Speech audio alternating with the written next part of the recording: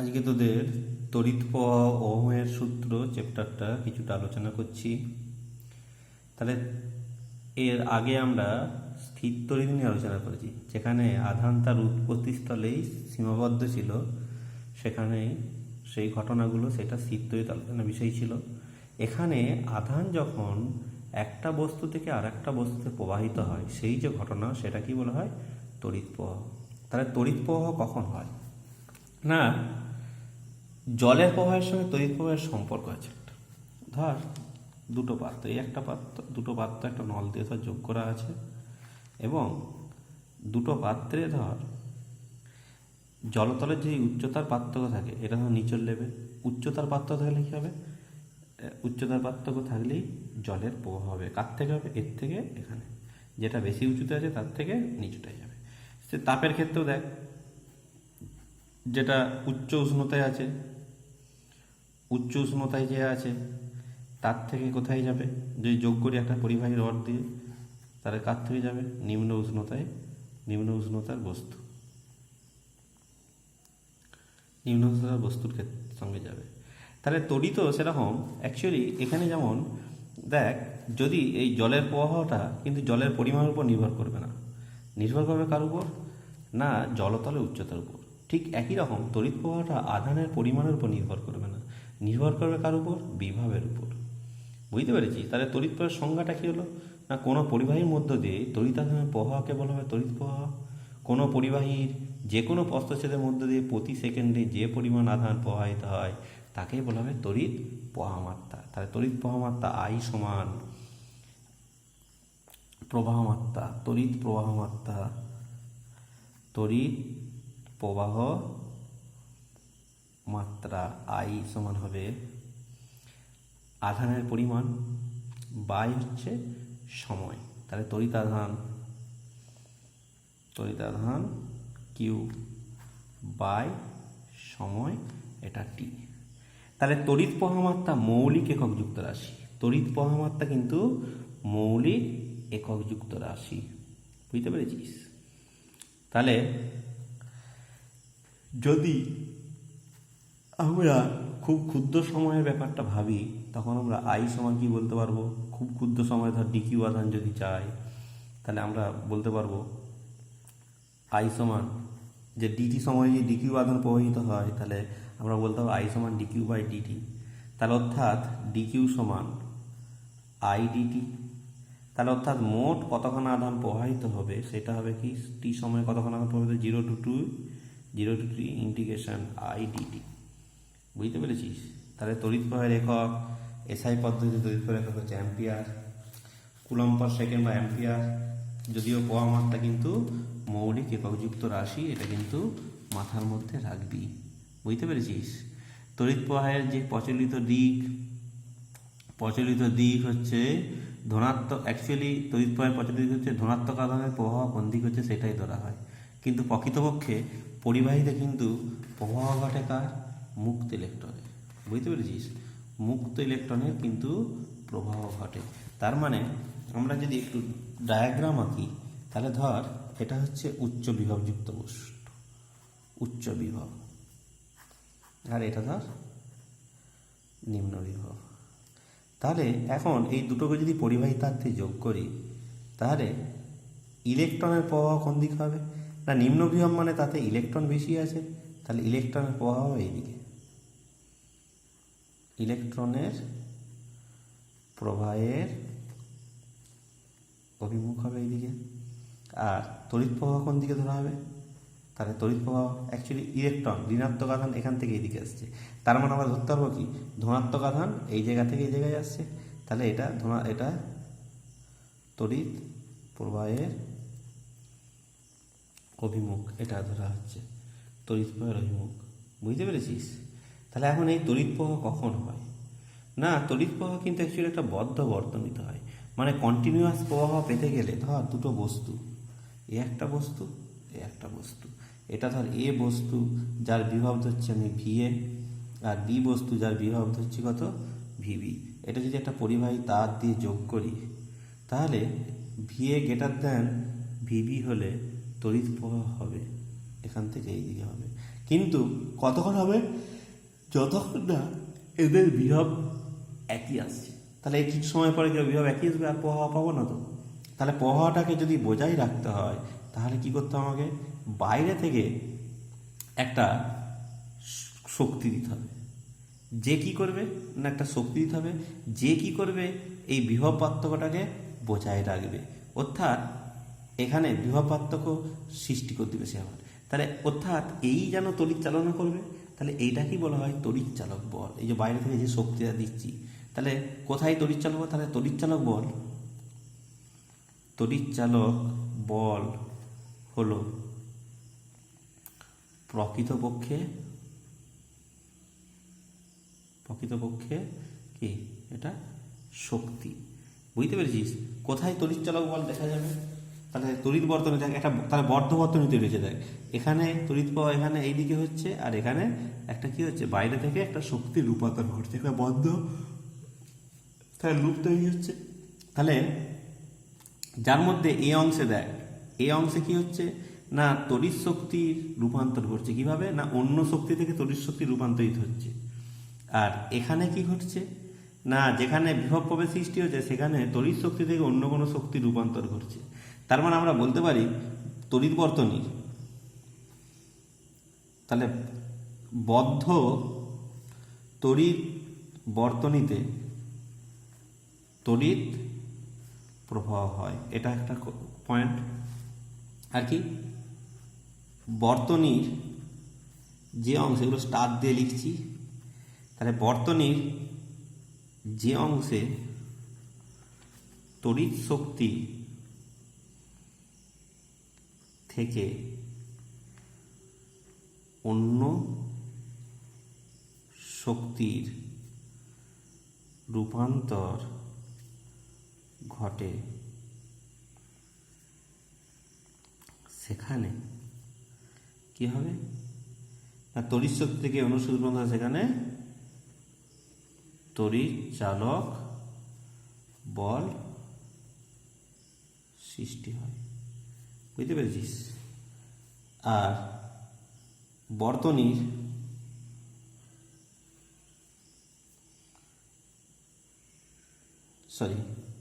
একটু ভুল বলা হয়ে গেছে। বর্তনীর যে অংশে তড়িৎ শক্তির অনুসরণ রূপান্তর ঘটে সেখানে বিভব প্রভেদের সৃষ্টি হয়। হ্যাঁ, বিভব প্রভেদের সৃষ্টি হয় বর্তনীর যে অংশে অন্য শক্তি থেকে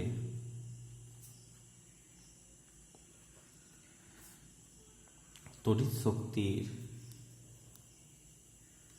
রূপান্তর ঘটে সেখানে তার হচ্ছে তড়িৎ চালক বলের সৃষ্টি হয়। বুঝতে পেরেছিস? এই পয়েন্টগুলো কিন্তু মাথার মধ্যে রাখবি। তাহলে মুক্ত বর্তনী, বদ্ধ বর্তনী কাকে বলা হবে? যে যদি বর্তনীকে ছিন্ন করে, মানে অ্যাকচুয়ালি তার বর্তনীকে যদি ছিন্ন করে দেওয়া হয় তখন সেটাকে বলা হবে মুক্ত বর্তনী। আর যখন পুরোটা বদ্ধ পথ সৃষ্টি করবে সেটাকেই বলা হবে কি? বদ্ধ বর্তনী। তাহলে বর্তনী কাকে বলা হবে? তাহলে এই যে বর্তনী ব্যাপারটা বলিনি আগে, তাহলে বর্তনী কাকে বলা হবে সেটা আমাদের বলতে হবে। যে পথে, এখানে লিখে দিচ্ছি, তাহলে যে পথে তড়িৎ প্রবাহিত হয় তাকে বর্তনী বলে। বুঝতে পেরেছিস? তাহলে অ্যাকচুয়ালি বদ্ধ বর্তনী, যে বর্তনী কোনো অংশ ছিন্ন থাকে তখন সেটাকে বলা হয় বদ্ধ বর্তনী। যদি মানে ছিন্ন না থাকে, বদ্ধ বর্তনী ছিন্ন হলে সেটাকে মুক্ত বর্তনী। তাহলে তড়িৎ চালক বলে তড়িৎ প্রবাহের সুষমতা। যদি ধর একটা বদ্ধ বর্তনীতে সব জায়গাতেই কিন্তু সমান হারে তড়িৎ যাবে, যে বিভিন্ন জায়গায় বিভিন্ন হবে এরকম হবে না কিন্তু, এটা কিন্তু মাথার মধ্যে রাখবি। আর একটা কি তোর হচ্ছে, তাহলে আমরা বর্তনীতে দেখতে পেলাম এক জায়গায় তড়িৎ শক্তি মানে স্থায়ী তড়িৎ প্রবাহ পাওয়ার জন্য এক জায়গায় কি হচ্ছে তড়িৎ শক্তি থেকে অন্য শক্তি রূপান্তর ঘটছে, সেটা হচ্ছে বিভব প্রভেদ সৃষ্টি হচ্ছে। আর এক জায়গায় কি হচ্ছে না অন্য শক্তি থেকে তড়িৎ শক্তি রূপান্তর ঘটছে, যেখানে তড়িৎ চালক বল সৃষ্টি হচ্ছে। তাহলে হচ্ছে তড়িৎ, ওই যে জায়গাতে যেখানে তড়িৎ চালক সৃষ্টি হচ্ছে সেখানে, অর্থাৎ সেই যে বর্তনীটা, বুঝতে পেরেছিস, যেখানে বাহ্যিক শক্তি তড়িৎ শক্তি রূপান্তর হয় যেখানটায়, বর্তনীর সেই অংশটা কি বলা হবে কি অন্তর্বর্তনী, আর বহির্বর্তনী হচ্ছে যেখানে তড়িৎ শক্তি থেকে অন্য শক্তির রূপান্তর ঘটে সেটাকে বলা হবে কি বহির্বর্তনী। ঠিক আছে, তাহলে তড়িৎ চালক বলের সংজ্ঞা কি বলবো না কোনো তড়িৎ উৎসের মধ্য দিয়ে নিম্ন বিভক্তি। তাহলে ব্যাপারটা কি, তাহলে ঘটনা আর একটা যেটা বলা হয়নি, দেখ এখানে তড়িৎ প্রবাহের অভিমুখ কি হচ্ছে, দেখ যেখানে বিভব সৃষ্টি থেকে নাকি উচ্চ বিভব থেকে নিম্ন বিভবে, কিন্তু যেখানে তড়িৎ চালক বল সৃষ্টি হচ্ছে যেখানে, সেখানে কি ঘটছে দেখ দেখি, সেখানে দেখ উল্টো দিকে এসছে, মানে নিম্ন থেকে উচ্চতে তড়িৎ প্রবাহ হবে। তার মানে কোনো তড়িৎ উৎসের মধ্য দিয়ে নিম্ন বিভব থেকে উচ্চ বিভবে একক তড়িতাধানকে স্থানান্তরিত করতে যে পরিমাণ শক্তির প্রয়োজন হয়, তাহলে দেখ এটা তো আর আপনা থেকে হচ্ছে না, এই যে নিম্ন বিভব থেকে যে উচ্চ বিভবের প্রবাহটা যেটা আপনা থেকে হচ্ছে না, তাহলে বাইরে থেকে শক্তি এটা প্রদান করছে, তাহলে সেই যে শক্তিটা সেটাই তড়িৎচালক বল। তাহলে কোনো তড়িৎ উৎসের মধ্য দিয়ে নিম্ন বিভব থেকে উচ্চ বিভবে একক তড়িতাধান স্থানান্তরিত হওয়ার ফলে ওই উৎসে যে পরিমাণ তড়িৎ শক্তি উৎপন্ন হয় তাকেই বলা হবে কি ওই উৎসের তড়িৎচালক বল। বুঝতে পেরেছিস? তাহলে এর একক আর বিভব প্রভেদ একক কি হবে, একই হবে, জুল পার কুলম। ঠিক আছে, তড়িৎচালক বলের প্রচলিত সংজ্ঞা এমনিতে কি সংজ্ঞা করা হয় যে কোনো তড়িৎ উৎস যখন বহির্বর্তনীতে কোনো প্রবাহ পাঠায় না তখন অর্থাৎ বর্তনী খণ্ডিত, মানে তোরা গোদা বাংলায় যেটা পড়েছিলি যে কোনো তড়িৎ কোষে মানে ব্যাটারি দুটো তড়িৎদ্বারকে কোনো পরিবাহী তার দিয়ে যোগ না করলে সে অবস্থায় তড়িৎদ্বার দুটোর মধ্যে বিভবের যে পার্থক্য তাকেই বলা হচ্ছিল কি তড়িৎচালক বল। বুঝতে পেরেছিস? আর যখন যুক্ত করা হবে কোনো পরিবাহী তার দিয়ে তখন যে বিভবের পার্থক্য সেটাকে বলা হয় কি বিভব প্রভেদ। বোঝা গেছে? এবং তোরা এটা পড়েছিলি যে ওই তড়িৎচালক বল সবসময় কি হয় বিভব প্রভেদের থেকে বেশি হয়। বুঝতে পেরেছিস? তাহলে আমরা যে উৎসের তড়িৎচালক বল সৃষ্টি করে যা তাকেই বলা হবে কি যে যেসব বস্তু তড়িৎচালক বল সৃষ্টি করবে তাদেরকে বলা হবে কি তড়িতের উৎস। তাহলে আমরা দু রকমের তড়িৎ উৎস কিন্তু পেতে পারি, বিভিন্ন রকমের পেতে পারি। তার মধ্যে এখানে তোদের দুটো আলোচনা করা হচ্ছে, একটা হচ্ছে তড়িৎ কোষ। তাহলে তড়িৎ কোষে কি হবে না যেখানে রাসায়নিক শক্তি থেকে তড়িৎ শক্তি পাওয়া যায় তাকে বলা হবে কি তড়িৎ কোষ। আর ডাইনামো যেখানে তোর হচ্ছে যান্ত্রিক শক্তি থেকে তড়িৎ শক্তি রূপান্তর ঘটানো হবে। তাহলে বিভিন্ন রকমের কোষ তোরা নাম শুনেছিস, হ্যাঁ, প্রাথমিক কোষ, তাহলে বিভিন্ন কোষের নাম শুনেছিস কিরকম না সরল ভোল্টীয় কোষ, তারপর লেগল্যান্ড কোষ, এগুলো সব শুনেছিস, ড্যানিয়েল কোষ। তাহলে এই সব কোষগুলোকে বলা হচ্ছে প্রাথমিক কোষ। তাহলে প্রাথমিক কোষ কাকে বলা হবে না প্রাথমিক কোষ। তাহলে তাহলে প্রথমেই আমাদের তড়িৎ কোষ কাকে বলা হবে, তাহলে তড়িৎ কোষ তাহলে কাকে বলবো না যেসব যন্ত্রে রাসায়নিক শক্তি থেকে তড়িৎ শক্তির রূপান্তর ঘটানো হয় তাকে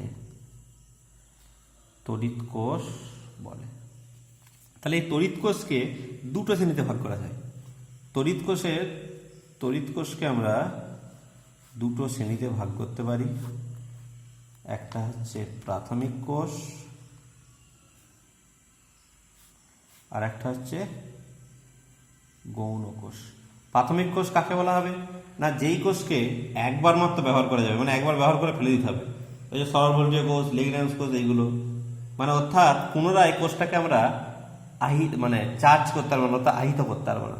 আর গৌণ কোষ কি যাকে পুনঃ ব্যবহার করা যায়, মোবাইলের যে ব্যাটারি তাকে বারবার ব্যবহার করা যায়। নিশ্চয়ই মোবাইলটা একবার ব্যাটারি চার্জ করে গেলে সঙ্গে সঙ্গে নিশ্চয়ই ব্যাটারিটা ফেলে দিতে হয় না, কি ব্যাপারটা বুঝতে পেরেছিস?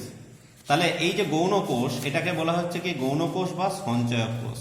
কেন না এ যেন কিছু আধান সঞ্চয় করে রাখছে। তাহলে এই এখান থেকে যে তড়িৎ পাওয়ার যে ব্যাপারটা সেটাকে বলা হয় তড়িৎ ক্ষরণ, এবং ওটাকে আবার চার্জ করা হয়। তোরা যে ইংলিশটা বেশ ভালো জানিস, চার্জিং, সেটাকে বলা হচ্ছে আহিতকরণ, আর ক্ষরণটাকে হচ্ছে ডিসচার্জিং। বুঝতে পেরেছিস? তাহলে বিভিন্ন রকমের গৌণ কোষ হয়। একটা হচ্ছে লেড অ্যাসিড সঞ্চয়ক কোষ। তোরা ওই যে মাইকের যে ব্যাটারি, গাড়ির ব্যাটারি, ওইগুলো হচ্ছে লেড অ্যাসিড সঞ্চয়ক কোষ। বুঝতে পেরেছিস? আচ্ছা, বর্তনীতে কোষের চিহ্নটা তোরা আগে জেনেছিস। তাহলে সেই একবার তবু আমি দেখিয়ে দিচ্ছি। তাহলে কোষের বর্তনী চিহ্ন,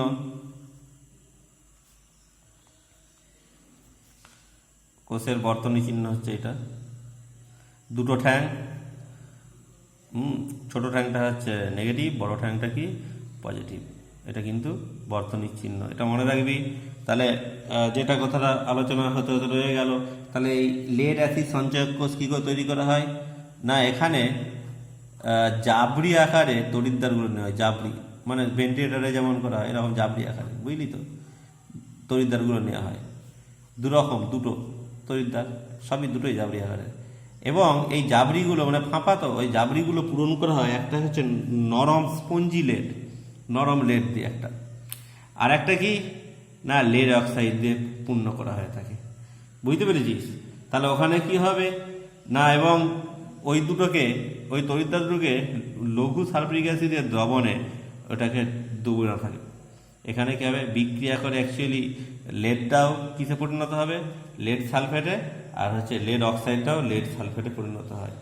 এবং এখানে আবার যখন চার্জিং হবে, এর ফলে কী হবে, দমনে ক্রমশ সালফিউরিক অ্যাসিডের ঘন মানে আপেক্ষিক গুরুত্ব কমতে থাকবে সালফিউরিক অ্যাসিডের। এবং তখন কিছুটা যখন একদম অনেক কমে যাবে, কত না শুরুতে আপেক্ষিক গুরুত্ব যেটা নেওয়া হয় 1.25, এবং সে আপেক্ষিক কমতে কমতে যখন 1.18 নেমে চলে আসবে, তখন এটাকে আবার চার্জিং করতে হবে। বুঝতে পেরেছিস? এটা কি কাজে লাগানো হয় না, স্থির ও উচ্চমানের তড়িৎ প্রবাহ সৃষ্টির ক্ষেত্রে এটা ব্যবহার করা থাকে। আর এর কিছু ডিমেরিটস আছে। কি ডিমেরিটস? অনেকদিন যদি ফেলে রেখে দিই, ব্যাটারি নষ্ট হয়ে যাবে। কেন না, স্পঞ্জি লেড নেওয়া হয়। স্পঞ্জি লেড নরম, কেন না যাতে রাসায়নিক বিক্রিয়াটা খুব ভালো হয়। কিন্তু যখনই অনেকদিন পড়ে থাকবে, তখনই আর স্পঞ্জি থাকবে না, শক্ত হয়ে যাবে লেডটা। সেই জন্য ওটা একটা আবার তো যদি এটাকে ব্যাটারিটাকে যদি ঠুকে ফেলে দিস, তখন কি হবে না, এই খাঁচার মধ্যে, এই জাবরির মধ্যে যে লেড অক্সাইড বা লেডগুলো ছিল, সেগুলো সব খুলে পড়ে যাবে। তখন কি হবে, এটা কাজ করবে না। সেই জন্য সেই দিক থেকে ক্ষারীয় সঞ্চয়ক কোষ অনেক নিরাপদ। দু রকমের, যাই হোক, এই ক্ষারীয় সঞ্চয়ক কোষ হচ্ছে নিকেল লোহা সঞ্চয়ক কোষ হয়। আবার তোরা মোবাইলের ব্যাটারি নিশ্চয়ই দেখেছিস, লিথিয়াম আয়ন ব্যাটারি, লিথিয়াম ও ক্ষার, তাহলে ওইটাও কিন্তু ক্ষারীয় সঞ্চয়ক কোষ। এটা কিন্তু মনে রাখবি। তাহলে এখন এই গৌণ কোষের সামর্থ্য ও কর্মদক্ষতা বলতে কি বুঝি আমরা? তাহলে অ্যাকচুয়ালি সামর্থ্য বলতে সম্পূর্ণ আহিত অবস্থা থেকে সম্পূর্ণ ক্ষরিত অবস্থায় পৌঁছানো পর্যন্ত গৌণ কোষ বহির্বর্তনীতে যে পরিমাণ আধান পাঠাবে, সেটা কি বলা হবে, কোষের সামর্থ্য। দেখবি মোবাইলে ব্যাটারি লেখা থাকে, দেখবি 5000 মিলি অ্যাম্পিয়ার এমএএইচ। অনেকেই জানিস না ঠিকঠাক, হয়তো ছোট করছি না কাউকে, কিন্তু অনেকেই জানিস না ঠিকঠাক। হ্যাঁ, ভাবিস এরকম বেশি। তাহলে অ্যাকচুয়ালি ঘটনাটা কি, 5000 মিলি অ্যাম্পিয়ার আওয়ার। তার মানে যদি তুই মোবাইলে 5 মিলি অ্যাম্পিয়ার করে পহামাত্রা পাঠাস, মানে কোনো একটা, কিভাবে না, ধর কোনো কিছু সার্চ করছি, সেখানে তো তড়িৎ পাওয়া যাচ্ছে। হ্যাঁ, যদি ওই 5 মিলি অ্যাম্পিয়ার আকারে যদি পাঠাস, তাহলে কি হবে, তোর হচ্ছে ওই ব্যাটারিটা 1000 ঘন্টা পর্যন্ত কি করবে না, আধান দিতে পারবে। 5000 মিলি অ্যাম্পিয়ার আবার, তাহলে 5 মিলি অ্যাম্পিয়ার আকারে হারে যদি পোহা পাঠা, তাহলে 1000 ঘন্টা পর্যন্ত কি করবে, ও পোহা মাত্রা দিতে হবে। সেরকম যদি 12 অ্যাম্পিয়ার আওয়ার হয়, তাহলে 1 অ্যাম্পিয়ার করে গেলে 12 ঘন্টা, 2 অ্যাম্পিয়ার করে গেলে 6 ঘন্টা, মানে গুণফলটা আসতে হবে কত, 12 অ্যাম্পিয়ার আওয়ার। ঠিক কখনো 5000 মিলি অ্যাম্পিয়ার আওয়ার, যদি ধর কেউ 100 মিলি অ্যাম্পিয়ার করে যায়, তাহলে তার ক্ষেত্রে কি হবে, সেটা 50 ঘন্টা। ব্যাপারটা বুঝতে পেরেছিস? এইটা গেল সামর্থ্য। আর কর্মদক্ষতা বলতে অ্যাকচুয়ালি কর্মদক্ষতা মানে, দেখ ব্যাটারি যে চার্জ দেওয়া হবে, চার্জ দেওয়ার সময় তো ব্যাটারিকে একটা শক্তি দেওয়া হচ্ছে। তাহলে চার্জিংয়ের সময় যেই শক্তিটা দিবি, ডিসচার্জিংয়ের সময় কি সেই শক্তিটা পাবি? না, সবসময় তো পাওয়া যাবে না। কারণ শক্তির সংরক্ষণ সূত্র অনুযায়ী আমরা ওই শক্তি পেতে হতো, পাওয়া দরকার, কিন্তু এখানে কি হবে, কিছু তাপ শক্তি উৎপন্ন হয়, দেখেছিস ব্যাটারি গরম হয়ে যায়, তাহলে সেই জন্য কি হবে, ওই শক্তি কিছুটা ক্ষয় হয়। তাহলে এইটাই হচ্ছে কর্মদক্ষতা। তাহলে ইটা সমান হবে তড়িৎ ক্ষরণের সময় প্রাপ্ত শক্তি, তড়িৎ ক্ষরণের সময় প্রাপ্ত শক্তি বাই আহিতকরণের সময় প্রদত্ত শক্তি। ব্যাপারটা বুঝতে পেরেছিস? তাহলে অ্যাকচুয়ালি আবার জানিস তড়িৎ ক্ষরণের সময় প্রদত্ত শক্তি মানে, তাহলে অ্যাকচুয়ালি ডব্লু সমান কি জানিস, ডব্লু সমান জানিস কিউ ইন্টু ভি, আগে স্থির তড়িৎ চ্যাপ্টারে পড়েছিস তারা। তাহলে সেই অনুযায়ী তাহলে এটা সমান হবে কি, তড়িৎ ক্ষরণের সময় গড় তড়িৎচালক বল, তড়িৎ ক্ষরণের সময় গড় তড়িৎচালক বল গণিত প্রাপ্ত আধান বাই কি হবে, আহিতকরণের সময়